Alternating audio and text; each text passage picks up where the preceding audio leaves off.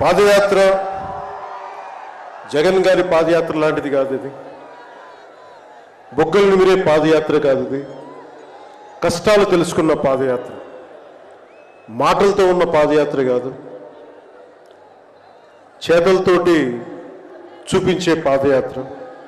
అలాంటి పాదయాత్రని చేసిన లోకేష్ గారికి మనస్ఫూర్తిగా నా ధన్యవాదాలు తెలుపుకుంటా ఉన్నాను. ఒకసారి నాకు పాదయాత్ర చేస్తున్నప్పుడు చాలా అసూయ ఉంటుంది. నేను నడుద్దామంటే నాకు నడవనిచ్చే పరిస్థితి ఉండదు.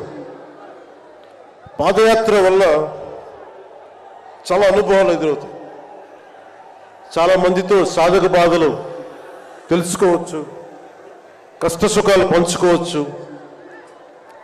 అలాంటి అవకాశం నాకు లేనందుకు ఈరోజు నాకు చాలా బాధగా.